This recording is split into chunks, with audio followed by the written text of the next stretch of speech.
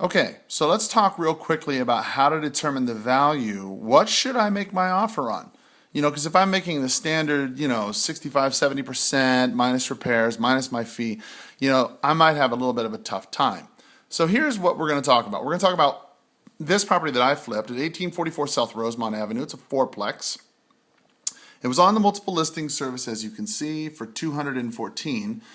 Initially, however, it was on the market, I believe, for 224, I think you can see right here, cash available financing. Right in the beginning, it was 224, okay?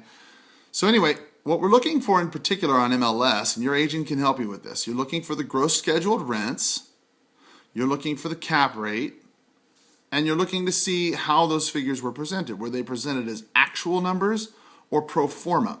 Pro forma is just a fancy Latin way of saying we're guessing, okay?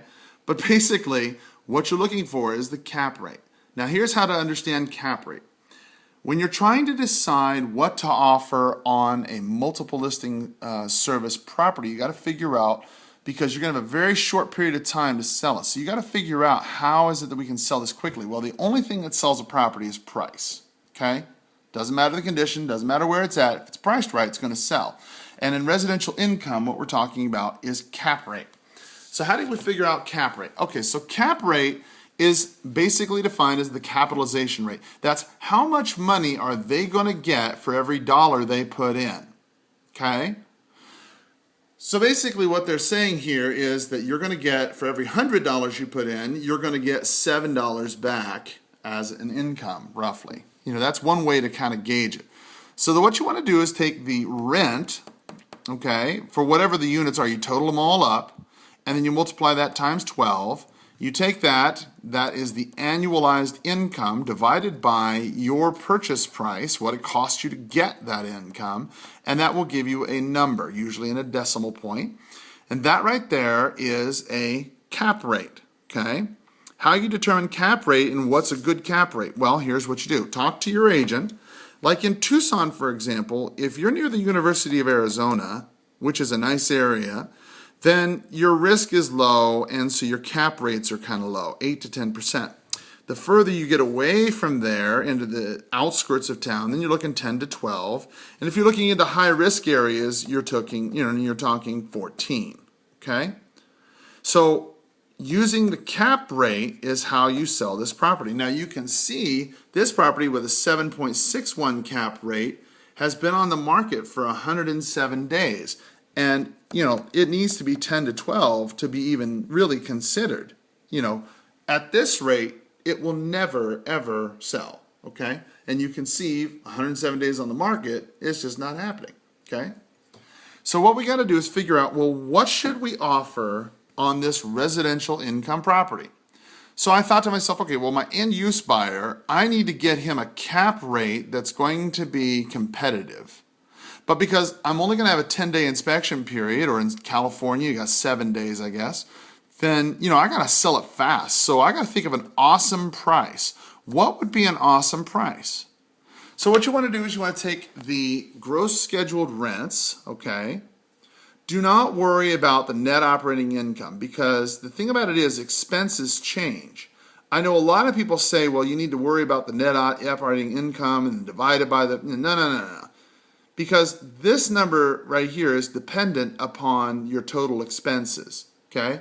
Now you can see this guy's self-managing, so there's no admin, there's no capital, there's no contract service, he's fixing it himself. His electric bill is $420, insurance is $1512. That number can change. You can get somebody else to be more or be less. Taxes won't change, the water and sewer is not going to change, but you can see here that the numbers are actual, so he can prove that's what's going on.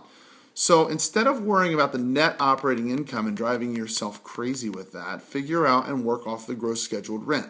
Because what will happen is the buyer will do their own analysis, and they'll figure out what their own expenses are, and they will come up with a cap rate that is more applicable. Now you can see here the vacancy rate is 0%.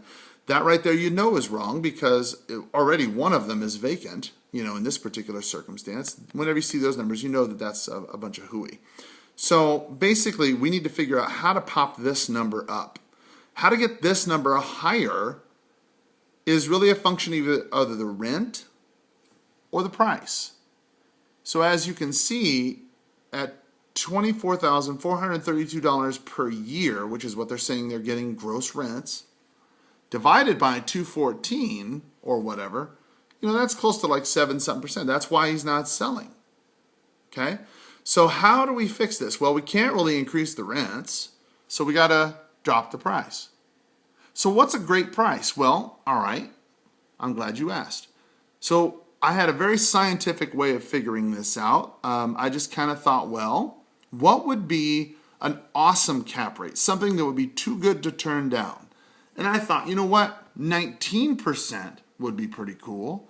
So why don't I just do this? Since the homeowner's not making any money anyway, okay, then it doesn't really matter what I sell for because it's over that. That's, in this case, they owe $270 something.